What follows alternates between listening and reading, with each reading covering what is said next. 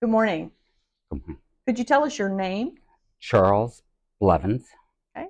And what branch of service were you in? uh, Marine Corps and the National Guard, Okay. What rank were you when you left service? Staff Sergeant. Okay. What years did you serve? 94 through 99, and then 2010 until 2024. Okay. What is your connection to Southwest Virginia? My family's from here, and this is home. How and why did you enter the military? Um, a bunch of veterans were sitting around getting drunk, and I didn't know what I wanted to do with my life, and I was kind of lost. And they told me their stories, and I said, "Why not?" And where did you enter service? Maryland. What were some jobs that you performed while you were serving? Um, Everything. um, from my experience, it's a misperception that you go in to do one thing. You're everything. Um, One day you might be working your MOS, and the next day you could be off in the woods. Um, and I guess for a young person, that was a lot of fun because of you just didn't know. I tell everyone my job was to show up when I was told to show up in the right uniform, and everything else I would figure out that day. What was your MOS?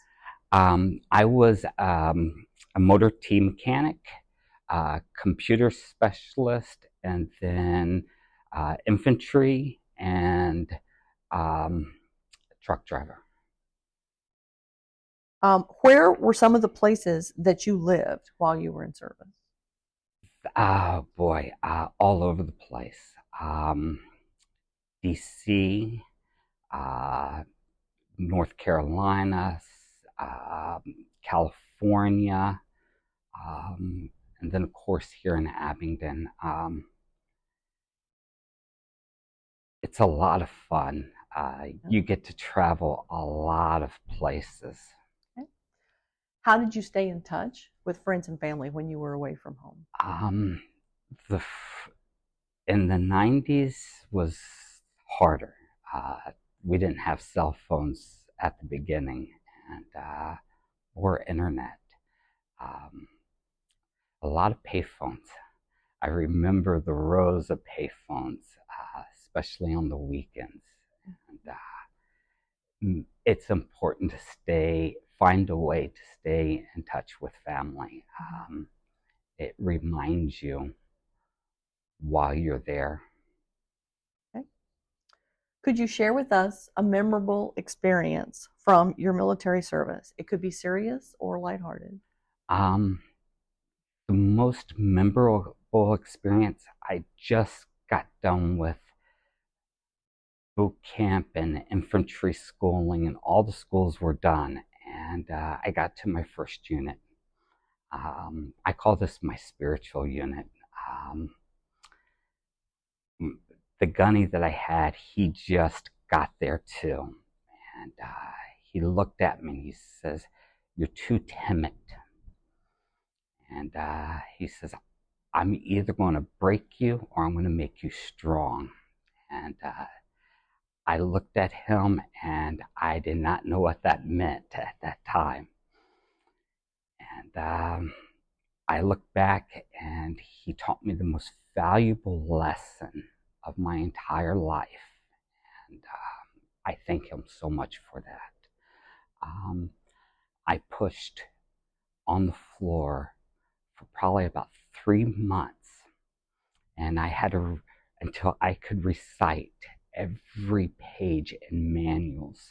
Um, he taught me to learn everything. So his philosophy was either I was going to be the strongest grunt or the smartest person there.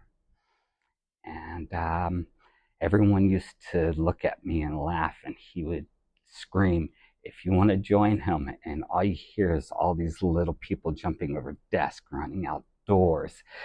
And it was it was a lot of fun because it taught me what I was capable of, physically and mentally.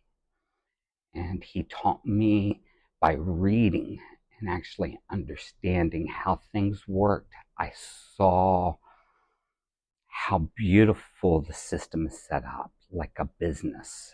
And I was able to use those same principles in my personal life to make good money at times. And it was a very valuable lesson on so many levels. Um, I just, I could never explain it until you live it. And finally, what message would you like to pass on to the next generation about military service?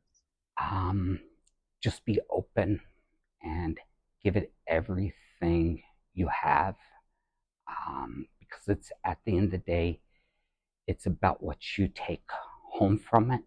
Um, when you get put into these situations and you're giving everything, you find that you'll build relationships, and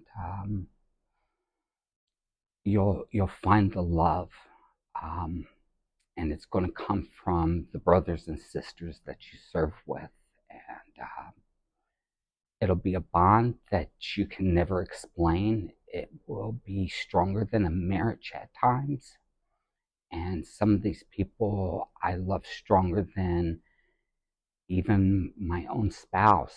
And it's a different type of love, but I can't explain it. I can't put my fingers on it.